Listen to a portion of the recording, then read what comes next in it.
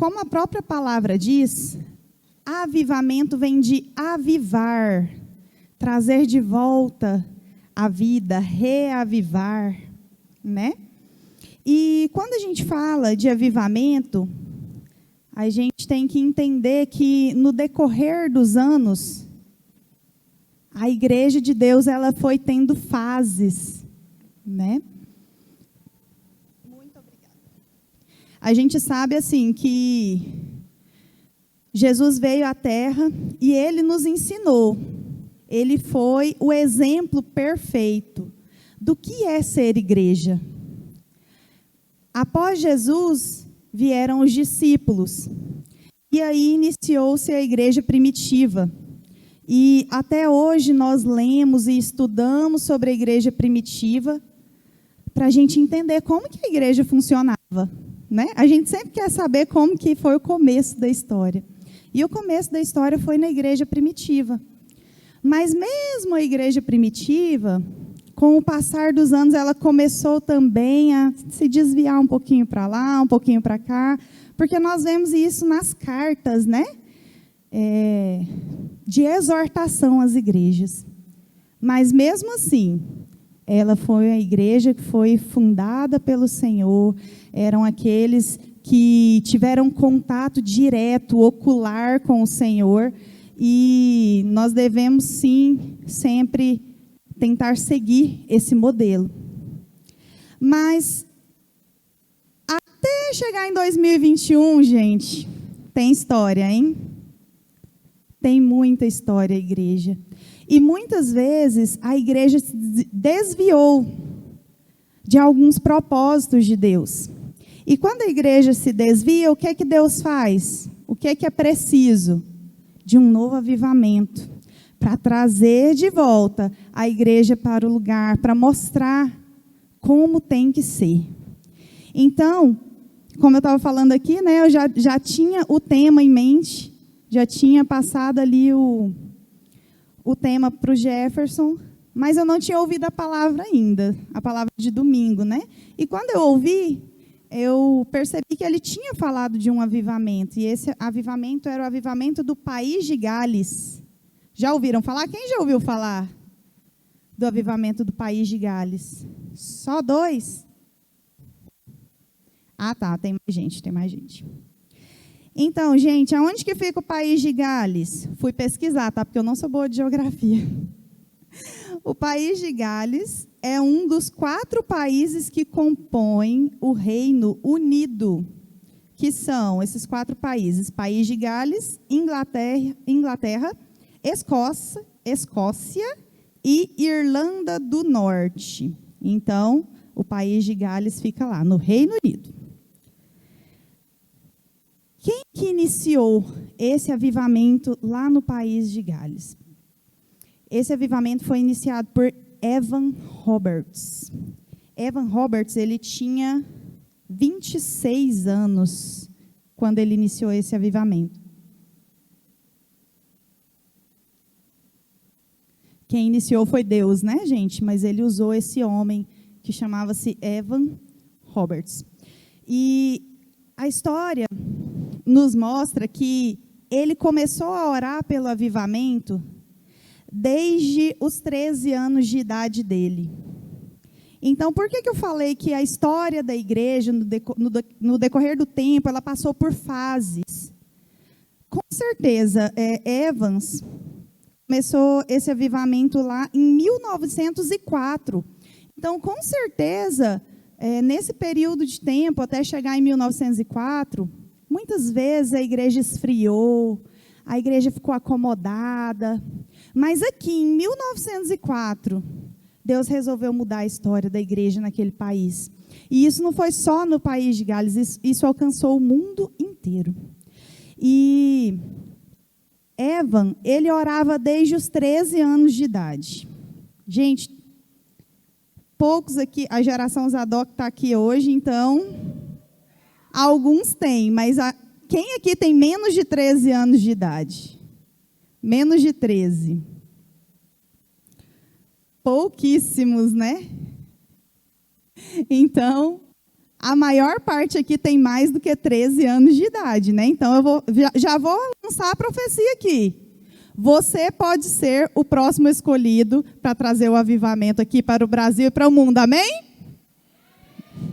Evan tinha 13 anos quando Deus trouxe no coração dele a necessidade de uma mudança na igreja. Gente, me fala como que uma criança, desculpa, gente, criança não, adolescente.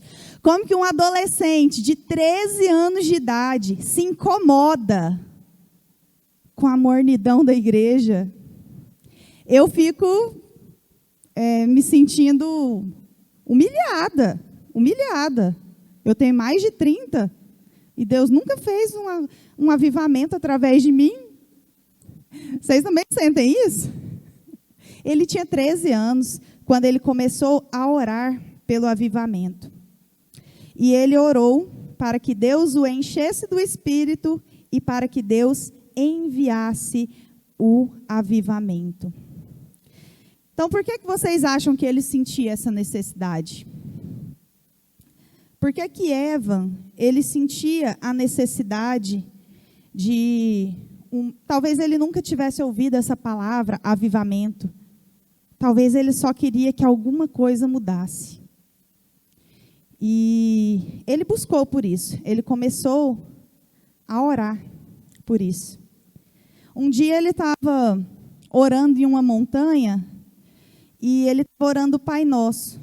E quando ele chegou na parte que fala, venha o teu reino, ele ficou muito comovido.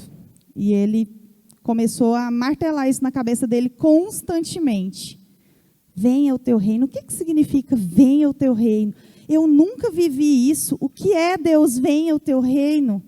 Se o Senhor fala, venha o teu reino, eu quero que venha o teu reino. E eu acredito que a partir disso, Deus deve ter começado a movê-lo para que ele orasse. Deus, venha o teu reino. E assim ele orava, Então, quando Evans começou a fazer o seminário, um dia ele orando e ele ouviu Deus chamando para voltar. Ele tinha mudado de cidade para fazer o seminário. E ele ouviu a voz de Deus chamando ele para voltar para a igreja local. A igreja que ele foi criado, a igreja que ele cresceu. E Deus falava para ele que algo ia acontecer naquele lugar. Então eu vejo o seguinte: às vezes nós queremos muito avivamento, nós desejamos muito, nós imaginamos, nós sonhamos como seria um avivamento, ganhar as nações, né? Como seria? Mas quando Deus chamou Evan, ele chamou ele para voltar para dentro da igreja dele, porque o avivamento ia começar lá. Lá onde ele foi criado, lá onde ele conhecia todo mundo, lá onde talvez ninguém desse crédito para ele. Foi lá que Deus chamou ele para começar. E ele obedeceu. Não deve ter sido fácil, né? Assim que ele realizou o sonho dele, de conseguir fazer um seminário, isso devia ser muito importante para ele. Mas ele obedeceu a Deus e ele voltou. E quando ele voltou para a igreja, ele organizou, né, reuniões, e nessas reuniões ele passou 4 pontos, ele enfatizava 4 pontos para que a igreja orasse. E esses 4 pontos eram: número 1, que fizessem a confissão aberta de qualquer pecado não confessado. Número 2, o abandono de qualquer ato duvidoso. Número 3, a necessidade de obedecer prontamente tudo que o Espírito Santo ordenasse. E número 4, a confissão de Cristo abertamente. E eles oraram. E eles oraram enfatizando esses 4 pontos que Evan repassou para eles, que foi uma direção do Espírito Santo. E aí, o restante da história é o grande avivamento que aconteceu ali, através daquela igreja que orou. E esse avivamento, ele alcançou não só países de Gales, não só o Reino Unido, como o mundo todo, ouviu falar desse grande avivamento. Talvez pessoas que nunca tinham ouvido falar de Jesus, tenham ouvido falar de Jesus através da vida desse homem, que aos 13 anos de idade começou a orar. Ele orou 13 anos pelo avivamento. E isso aconteceu quando ele tinha os seus 26 anos. E aí?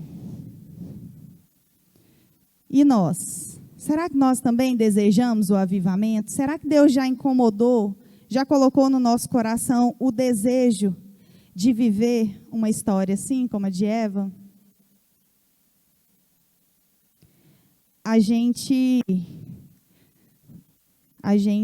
muitas vezes se acostuma com tudo, né? A gente se acostuma com tudo. E muitas vezes a gente se acostuma com os rituais religiosos. A gente se acostuma a vir no culto no sábado ou a vir no culto no domingo. Chega aqui, a gente se emociona, é bom demais, é muito bom. A gente, né, se emociona na presença do Senhor. Termina o culto, a gente vai embora. E talvez dentro do carro mesmo tudo isso passou. Às vezes na segunda-feira a gente nem lembra mais. Às vezes a gente fica buscando um encontro, uma conferência, para a gente ser reavivado. Porque passa tão rápido. E a gente se acostuma com isso, mas não é isso que Deus quer de nós. Deus tem muito mais. Vocês já ouviram aquela história de um jovem que ele tinha um mestre? E aí ele perguntou para esse mestre: mestre, como que eu posso ser cheio de Deus? Eu queria muito ser cheio de Deus. E eu ainda não descobri como. E esse mestre pegou um objeto. Esse objeto era uma peneira. Peneira de coar suco. E esse mestre pegou essa peneira, entregou na mão dele e falou assim: olha, você vai lá no rio agora e você vai descobrir como que você vai ser cheio do Espírito Santo através disso que eu vou mandar você fazer. Você vai lá no rio com isso aqui, você vai encher ela e você vai trazer a água aqui para mim. Na hora que você chegar aqui, eu te conto como que você vai ser cheio. E ele foi.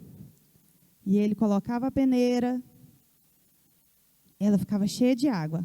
Quando ele tirava a peneira, ela estava vazia. Ele colocava de novo, ele: nossa, não é possível, estou perdendo meu tempo aqui. Como é que o mestre me mandou fazer isso? E ele chegou lá indignado, né, com o mestre, e falou: mestre, o senhor fez eu perder tempo, isso aqui nunca enche. Como é que faz? Eu não consegui trazer água para o senhor. E o mestre falou para ele: você viu? Quando você está dentro de Deus, dentro do Espírito Santo, quando Ele está dentro de você, você está cheio. Mas quando você sai da presença dEle, você fica vazio. Então, sabe como que você vai ficar cheio? Quando você sempre estiver na presença dEle. E assim também é com a gente. Não é verdade? A gente não pode se acostumar a ser cheio só aqui no culto. E aí, daqui a pouco, eu me esqueço, a emoção passou, eu vou assistir alguma coisa, minha mente já fica cheia de outras coisas, e eu não me atento que eu preciso estar sempre na presença de Deus. Mas o que é que isso tem a ver com avivamento? O que é que a história do Evan tem a ver comigo aqui hoje, em 2021, né?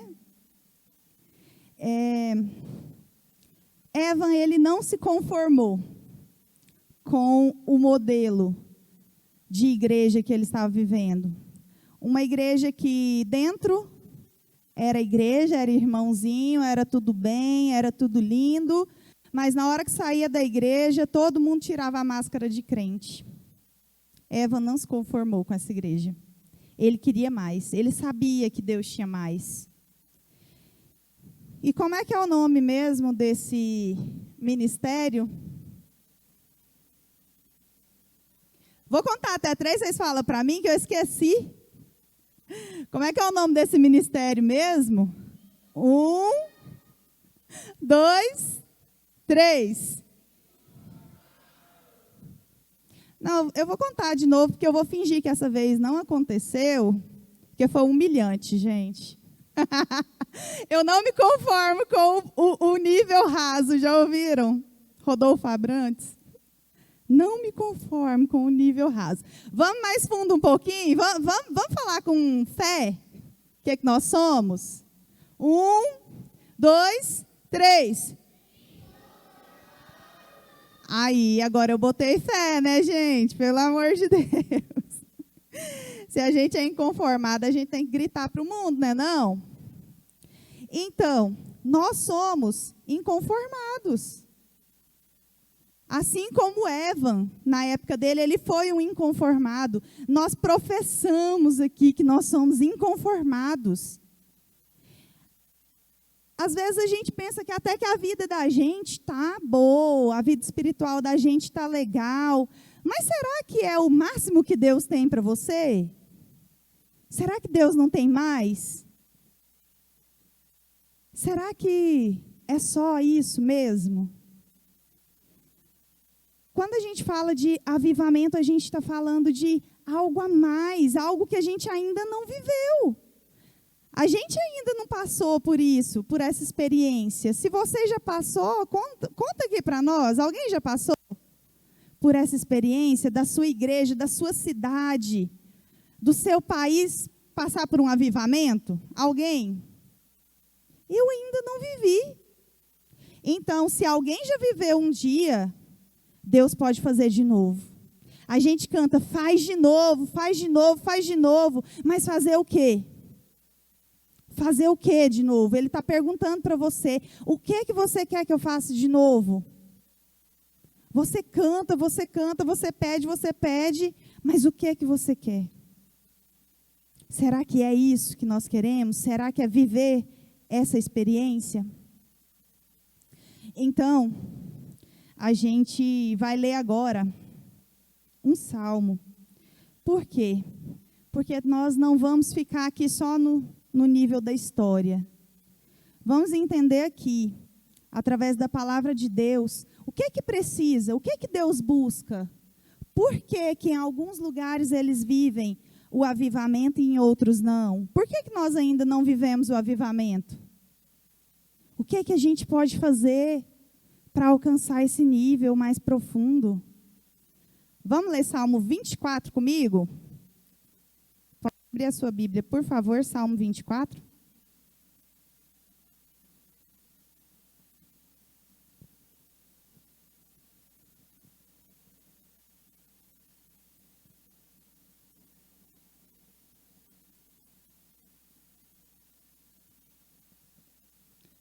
Então, lá no Salmo 24, vamos ler a partir do versículo 1 até o versículo 3.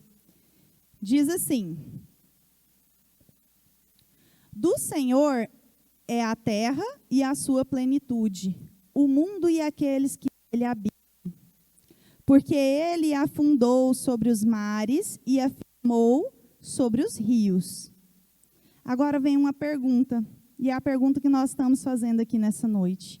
É a pergunta que Deus está fazendo aqui essa noite. Quem subirá ao monte do Senhor? Ou quem estará no santo lugar? Nós queremos mais. Às vezes a gente fala que a gente quer ir mais profundo, mas na verdade a gente quer ir mais alto. A gente quer ir mais profundo nas escrituras, mais profundo nas verdades de Deus, mais profundo na revelação de Deus, mas na verdade a gente quer ir mais alto, a gente quer chegar mais perto do Senhor, a gente quer estar mais cheio do Senhor, a gente fala de transbordar de Deus, mas muitas vezes a gente não sabe o que é isso. Se a gente não estiver aqui dentro da igreja, a gente não transborda Deus. E Deus responde, quem poderá? Quem poderá subir esse monte? Quem poderá estar no lugar santo? Ele responde no versículo 4. aquele que é limpo de mãos e puro de coração, que não entrega sua alma à vaidade, nem jura enganosamente. Então, muitas vezes, eu fiquei pensando no Evan, por que ele colocou esses 4 pontos, sabe? O primeiro ponto que ele colocou foi a confissão aberta de qualquer pecado não confessado. Porque muitas vezes a gente também se conforma com o pecado. A gente está aqui vivendo um cristianismo que não muda nada. Que não nos diferencia do mundo. E o primeiro ponto que Evan colocou foi a confissão de qualquer pecado que ainda não foi confessado. Porque quando a gente está em pecado, a gente não consegue chegar no monte, no lugar santo, no lugar mais alto. A gente não consegue. Eu acredito que ele teve essa revelação de que nada adiantava ele orar 13, 15, 20, 30 anos se a igreja não entendesse que Deus não tem parte com o pecado. Deus não tem parte com o pecado. E aí, depois ele fala assim, depois que ele fala quem que pode subir no monte, aquele que é limpo de mãos e puro de coração, que não entrega a sua alma à vaidade, nem jura enganosamente. Ele diz o que é que ele receberá? Este receberá a bênção do Senhor e a justiça do Deus da salvação. Às vezes, nós, como a igreja moderna, a gente fala assim, que quer justiça. A gente ora e pede, Deus, vem com a sua justiça. O Senhor não está vendo? O Senhor não está vendo as crianças morrendo, assassinadas? O Senhor não está vendo a corrupção. O Senhor não está vendo nada. Que Deus é esse que permite que essas coisas aconteçam? E a gente pede, Deus, vem, Maranata. Vem com a sua justiça. Mas Ele está olhando para nós e está falando, meu filho, como? Como que eu vou com a minha justiça? Porque você não está no alto, você não está no lugar santo, igreja. Se você não estiver no lugar santo, quando eu for com a minha justiça, você vai morrer. Se você não estiver lá, em cima, quando eu vier com a minha justiça, eu vou destruir tudo. E eu não quero destruir você, eu te amo. Minha igreja, minha noiva, eu escolhi você. Por isso que ele diz, purifica suas mãos, purifica seu coração, porque eu desejo vir com justiça. Deus, eu acredito que quando Ele olha para tudo isso que está acontecendo aqui, Ele deseja ardentemente vir com a justiça dEle. Porque Ele é justiça. Ele é a própria justiça. Mas Ele não pode. Porque a justiça dEle não é como a nossa. Que o meu amigo, eu perdoo. O meu filho, se ele fizer uma coisa errada, mesmo assim eu perdoo. Mas se o outro fizer a mesma coisa que ele fez, eu não perdoo. Deus não é assim. Ele é justo mesmo. Nós não, nós temos jogos de interesse. Deus não tem. Ele é justo em todo o tempo. E Ele quer vir com a justiça dEle. Mas nós precisamos estar no santo monte, no lugar santo, para que Ele venha e traga a justiça dEle e acabe com a corrupção e acabe com os assassinatos. Eu acredito que todos esses países que viveram o avivamento, eles foram transformados. Porque não tem como existir um avivamento, não tem como toda a cidade, todo o país se converter e não abaixar os índices de criminalidade, não tem como. Todos os países que viveram avivamentos, eles tiveram a sua sociedade, a sua cultura transformada, porque é isso que Deus faz. Então, quando nós buscamos o avivamento, nós temos que lembrar que Ele quer vir. Depois continua assim: este receberá a bênção do Senhor e a justiça do Deus da sua salvação. Esta é a geração daqueles que buscam a tua face, ó Deus de Jacó. E ele diz o seguinte: levantai, ó portas, as vossas cabeças, levantai-vos, ó entradas eternas, e entrará o Rei da Glória. Mais uma vez ele fala: você tem que estar um nível acima, igreja. Você é minha noiva. Você tem que estar limpa, você tem que estar adornada. Você tem que estar preparada para o casamento. Ele vai voltar a qualquer hora, igreja. Muitas vezes eu fico pensando, a igreja deveria falar mais sobre isso. A gente não fala sobre a volta de Jesus. A gente só fala sobre a vida linda e maravilhosa que a gente tem quando a gente se torna cristão. Mas a gente não fala, ele vai voltar. E você é a noiva dele. Deus veio e deu seu próprio filho para que pudesse resgatar para ele uma noiva. E ele está esperando você. Quando ele diz, levantai, ó portas, as vossas cabeças, ele está falando para você. Você quer o avivamento? Você está buscando o avivamento? Eu vou te contar uma coisa. Você é a porta por onde ele vai entrar. Se você deseja um avivamento, saiba, você é a porta. Evan foi a única pessoa, em 1904, que pensava, eu quero um avivamento, eu quero a justiça de Deus, eu quero a transformação da minha sociedade. E ele foi a porta de entrada. Mas ele está dizendo, levanta, levanta. Levanta a sua cabeça. Você está olhando só para o mundo natural. Você está pensando só na sua escola. Você está pensando só na sua faculdade. Você está pensando só em realizar os desejinhos da sua carne. E aí, como é que eu vou entrar? Você está aqui, não cabe. Não cabe Deus. Se a porta estiver aqui, Deus não entra. Ele está dizendo, levanta, levanta sua cabeça, porta, você é a porta, você é o portal eterno, você é a entrada eterna, por onde muitas e muitas e muitas pessoas que estão perdidas hoje vão entrar. Mas nós só estamos pensando em realizar os nossos sonhos, os nossos próprios sonhos. Então, depois o Senhor diz assim, quem é esse Rei da Glória? Ó Senhor forte e poderoso, o Senhor poderoso na guerra.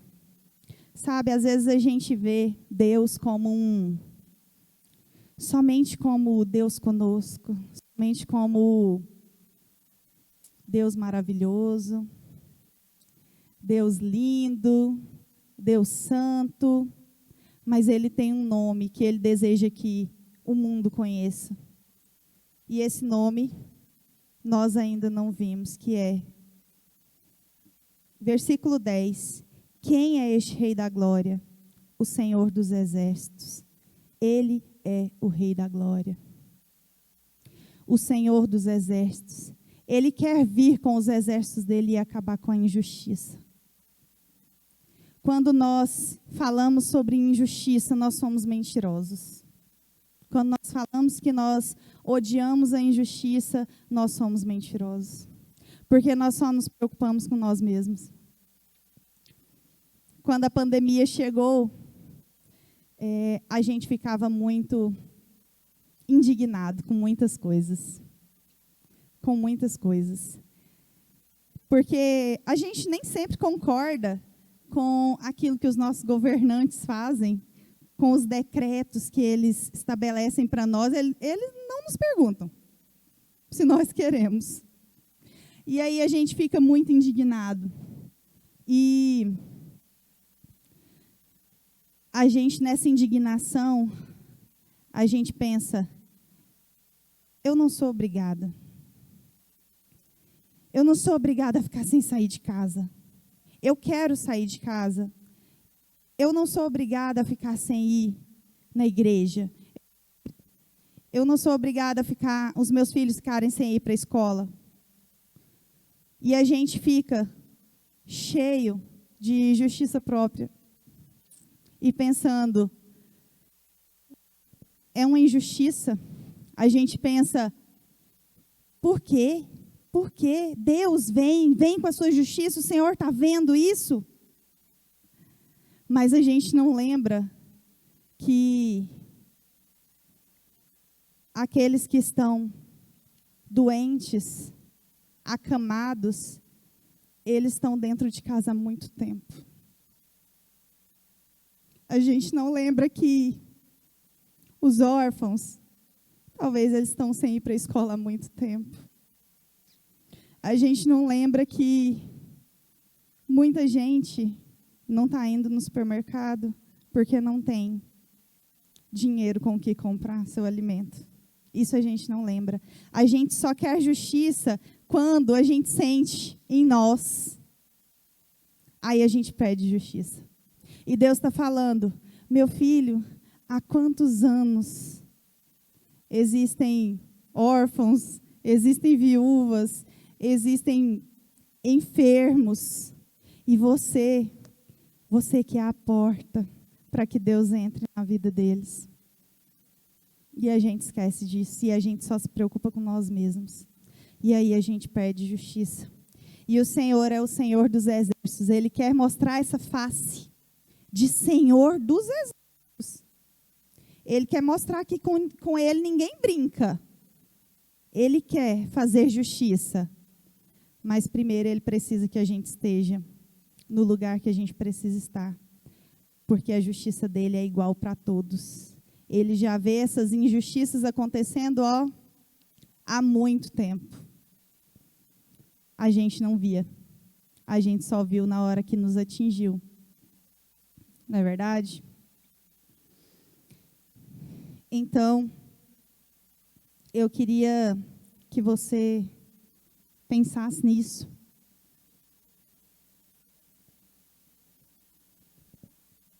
Que o avivamento ele vai chegar quando você se dispor.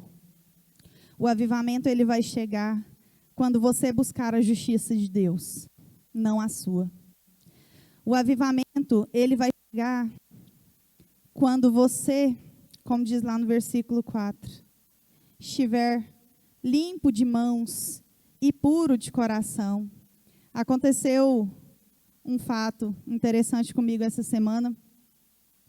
Eu já tinha preparado, né? Já sabia que eu ia falar sobre esse versículo, mas num dia nada a ver, não estava nem pensando nisso. Meu carro foi para a oficina mecânica e eu peguei outro carro que não era o meu. E aí não tinha álcool nesse carro que não era o meu. Eu não tinha nenhum vidrinho de álcool comigo. E eu desci o elevador do meu condomínio e como eu coloquei a mão no botãozinho, né? Eu já fui direto para o suporte de álcool e não tinha álcool. Aí eu já tinha colocado a mão no elevador e no suporte, que todo mundo põe. E eu não tinha álcool. E dentro do carro também não tinha álcool. E quando eu fui sair do condomínio, eu estava num carro diferente e não fez a leitura da placa e eu tive que colocar a minha biometria. E eu não tinha álcool. E eu fiquei, meu Deus. Eu fiquei assim, eu vou passar em algum lugar, eu vou passar num supermercado, eu vou passar em algum lugar para eu passar álcool na minha mão. Mas acabou que eu nem passei, não deu certo. Mas o que Deus me mostrou com isso? Antes da pandemia, eu nem sabia o que era lavar a mão. Vocês passaram por isso? Gente, a gente estava aqui, todo mundo pegava na mão de todo mundo, abraçava, aquele fogo caía no chão, e aí ia ali para o fundo lanchar e pegava no lanche. Quem? Quem ia lá passar álcool na mão? Gente, fala a verdade. Alguém já tinha essa mania? Essa mania não, porque Deus me mostrou que é um hábito. Hoje eu tenho o hábito de passar o álcool na mão, de higienizar a minha mão, um hábito que eu não tinha antes. E não fazem nem 2 anos, né? Que a gente está passando por isso, que a gente está vivendo dessa forma. Em 2 anos, eu adquiri um hábito de higienizar as minhas mãos constantemente. Um hábito que antes eu não tinha. Sabe o que é que Deus me falou? Que para você, como ele diz aqui, aquele que é limpo de mãos. Aquele que é limpo de mãos. Ele não está querendo dizer as nossas mãos físicas. Ele está querendo dizer as nossas atitudes. As coisas que nós fazemos no nosso dia a dia. Aquilo que nós oferecemos para Ele. Aquilo que nós oferecemos para o nosso irmão. E Ele está mandando a gente limpar as nossas mãos. Ele está mandando a gente ter atitudes que condizem com o que nós professamos, que condizem com a palavra dEle. Mas a mão é uma coisa que suja muito. Vocês concordam comigo? Agora a gente não reconhece isso. A mão é uma coisa que está em contato com sujeira o tempo todo. Ele está falando assim, crie novos hábitos. Os seus hábitos estão sujando as suas mãos. E você precisa estar limpo de mãos para você subir ao lugar santo. Depois ele fala o seguinte, puro de coração. Gente, é muito difícil. É muito difícil a gente ser puro de coração nesse tempo que a gente está vivendo. Eu confesso para vocês. É muito difícil a gente amar aquele que nos odeia. Não é verdade? Ser puro de coração não é isso? Porque o Senhor Jesus, Ele falou para a gente amar e para a gente orar por aqueles que nos odeiam. Agora mesmo a gente estava falando lá na geração Zadok sobre os haters. Que é uma coisa mais feia na vida do que hater. O prazer dele é destruir a vida do outro. O prazer dele é denegrir a imagem do outro. A gente estava vendo, eu e o Caian que ministrou a palavra hoje, e a gente estava vendo na internet quantas pessoas precisam de ajuda psicológica por causa das coisas que ouviu na internet. Que pessoas que nem conhecem ela falam sobre ela. Haters, odiadores.